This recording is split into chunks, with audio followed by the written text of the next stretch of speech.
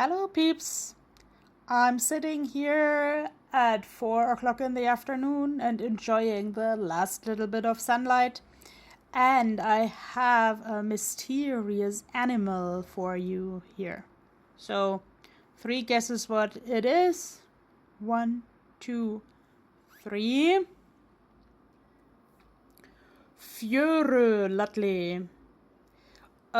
That's part of Icelandic folklore. Like, nobody knows actually what it is, but I obviously named my pen paling bag after this thing because it's so furry. And people look at me when I'm walking around with this furry bag, or like let's say even my German relatives who know about my quirks, they say things like "Gib mir doch mal den Fjörlalli," because they can't pronounce this word. So I have had some amusement with Fjörullatli. Fjörullatli is mostly translated on the internet as shore laddie, but I would be more precise that a fjara is not any shore. It's like only this flat shore where you see the ebb and flow and where you can walk into the sea bottom while the water is not there. Like I've seen calls on Facebook to go into a fjara to collect stones.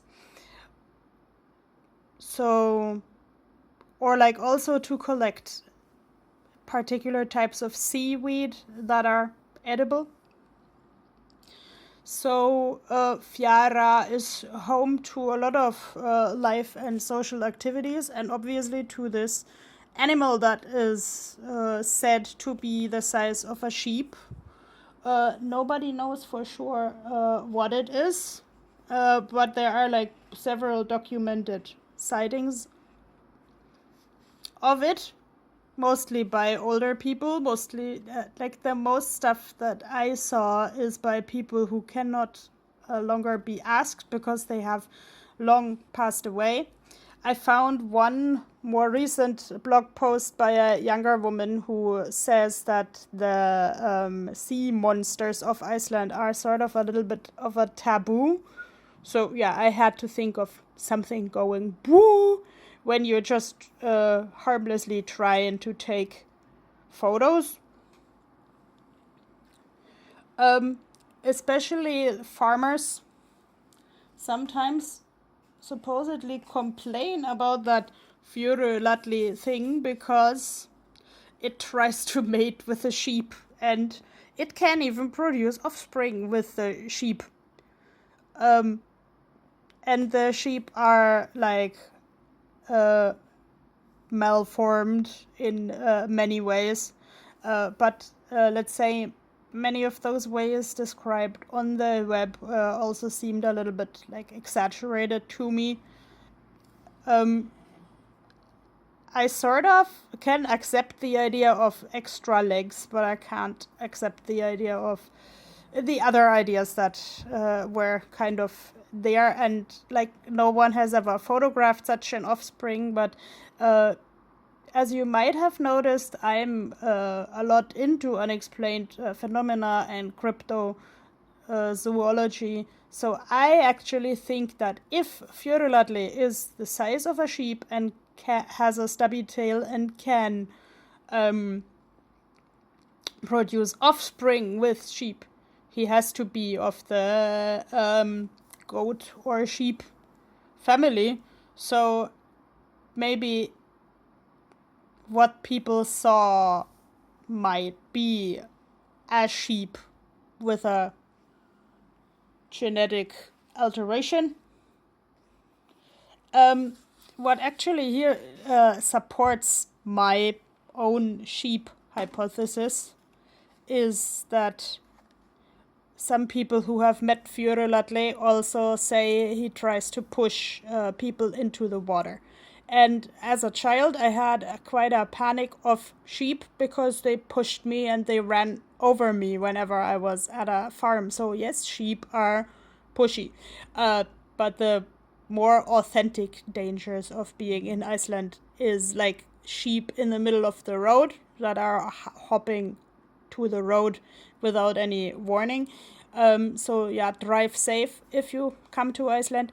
And there are a lot of shores where like both the ground and the waves are very unpredictable. So I think there are more risks on the shore than a shore laddie. One thing I found interesting is that some people say the shore laddie feels attracted to pregnant women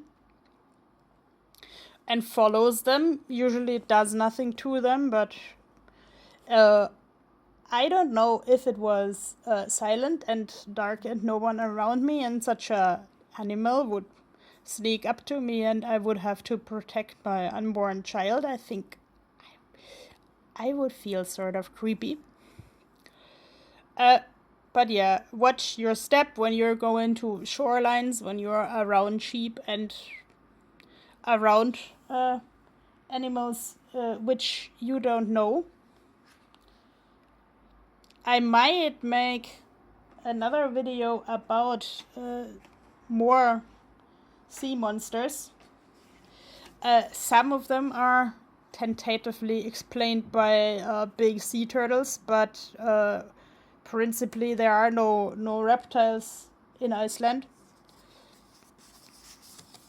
So maybe the turtle has drifted off somewhere. And of course, especially the Vikings still saw walruses. But my point with the whole thing is be respectful for nature, be like observant for nature. Here I kind of tried to convey to anyone who saw this that some people say that Fjordulotli is clicking when he's walking because he has so many shells in his coat. So, well, if that is some sort of animal that is like semi-aquatic, I would subscribe to the idea that it has like mussels, shells living in its coat. Some sightings also say it had webbed toes that would support some kind of semi-aquatic animal. Here I actually rather see something like a beaver.